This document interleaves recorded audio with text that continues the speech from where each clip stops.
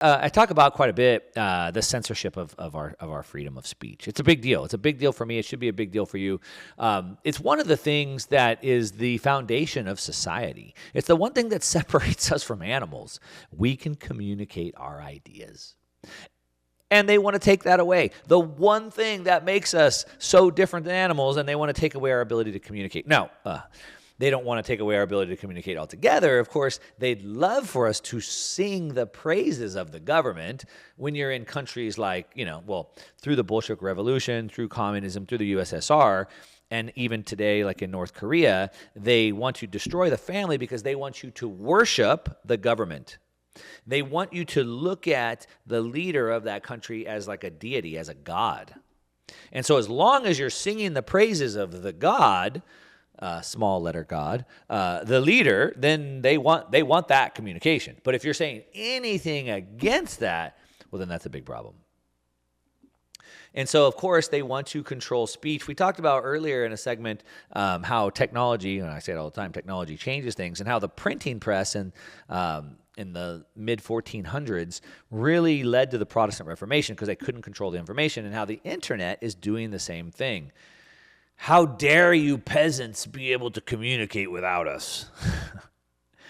You think they want us to have that power? You think they want us to have the ability to get information on our own without their self-approved narrative? Of course not. Of course not. Look, you don't have to be a genius to understand that they want to control a narrative, and they've used propaganda forever. In previous world wars, we dropped flyers out of planes to get the propaganda out there. It's been done forever. It's just human psychology here. And of course they want to do that. I talked about the absurdity of having this banking collapse that we're in right now, and they're trying to blame it on the fact that Twitter might have caused it. If only we didn't have free speech on Twitter, maybe the bank wouldn't have collapsed. So the answer would probably be to then Twitter should probably censor people that would say anything about a banking collapse. That's what we should do. If anybody says anything about banks being risky or they could collapse or that people should pull money out, we should certainly censor them and we should cut their accounts off. That would fix it, right? Or how about the banks just have our money so we could get it when we want it? Like, if Peter Thiel caused the bank collapse of SVB because he tweeted out he was going to pull his money out, it seems like SVB was already ready to collapse. Now, of course, that doesn't change the fact that that's not what they want. They can't fix the system, so instead they have to lie. When good ideas can't win on their own, they have no choice but to lie and censor. There's a saying that says, you don't prove a man wrong by ripping out his tongue. You only prove that you have something to hide.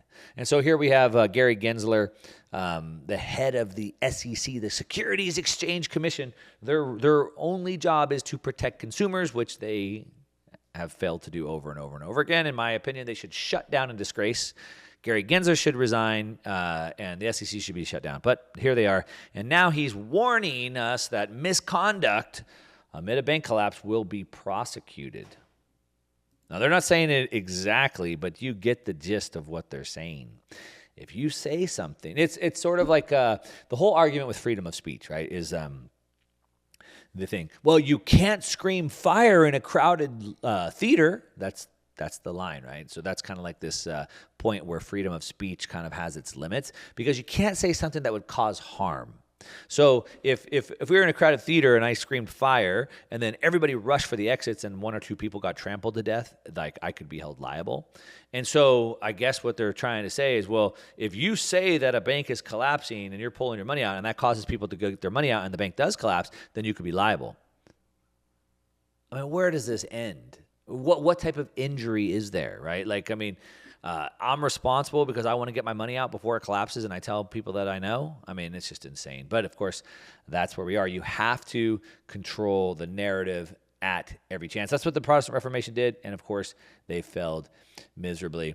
I saw this week there was a big protest, of course, at a college, California college, University California Davis, and hundreds of masked protesters, Antifa protesters, in my opinion, went there to prevent Turning Point USA founder Charlie Kirk from speaking. Now, he runs a big platform. He talks about very common sense things, and they don't want common sense because, of course, their ideas can't stand up. So, of course, because their ideas can't stand up, they have no choice but to censor what he's saying. It says here, the protesters were mostly wearing black. They clashed with law enforcement officers and students, including attendees of the event. They smashed windows, hurled eggs, used pepper spray, and blocked people from entering the university where the event was held. What? You don't have to convince people. Like, what you have to do, again, you have to censor people. You have to prevent people from getting good information if you want your ideas to win. Otherwise, they should be able to win in the court of public opinion. They should be openly discussed, and there should be dialogue there. Elon Musk says, quote, not a peaceful protest at all, as he was looking at photos and videos of the protest as they surfaced. Several people responded to Musk's post agreeing the protesters were violent, and some made comparisons to January 6th Capitol protest. I didn't see that happening at the Capitol protest. I didn't see hundreds of people spraying pepper spray and breaking all the windows. Maybe they did. Don't rely on me. Do your own research there. But that's basically what's happened. And because they don't want free speech to happen, they can only censor. That's all they can do. And then we do have a couple good politicians left. There are a couple. There's a small minority group on the Republican Party that's pretty good. Now, overall, I'm not a big fan of politics. Overall, I don't like to get this red or blue or red or left or right. At the end of the day, politicians want to tell me what to do. I believe that we should be free. I believe we're in the land of the free. And so, Ron DeSantis, I like some of the stuff that he's doing, but he's still restricting my freedom and telling me what I can and can't do. So I don't really like that. However, there are a couple good guys, Jim Jordan being one of them. And he came heavy and hard. Of course, the Democrats hate him. He dropped the receipts. I like to call it the receipts, the proof. He dropped the receipts on the House Democrats talking about government censorship, of course. Right? And he was talking specifically about the Twitter files, talking about how the government was forcing Twitter to suppress free speech. And in that, it was a violation of the First Amendment. He said, rules for thee, but not for me, right? And so then the Democrat Party said, basically demanded that Jordan prove what he's talking about. So he said, I'd ask unanimous consent to enter into the record the following email from Clark Humphrey, Executive Office of the Presidency. That's the Biden administration. Hey, folks, this goes to Twitter.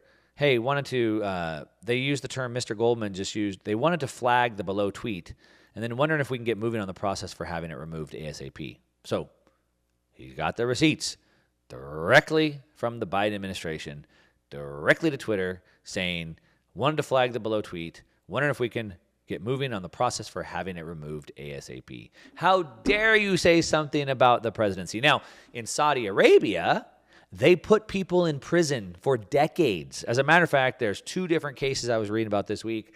I don't have them pulled up in front of me, of people that were in the United States and used Twitter and said something negative about the Saudi Arabia government. They went back to Saudi Arabia for a business trip on one example. The other one, I think, was visiting family. And they both were arrested, and one of them serving like 16 years in prison. The other one serving like 30 years in prison because they said something critical of the government. This is where we're going. This is where it goes. First, they just censor you on Twitter. After that, they start putting you in jail.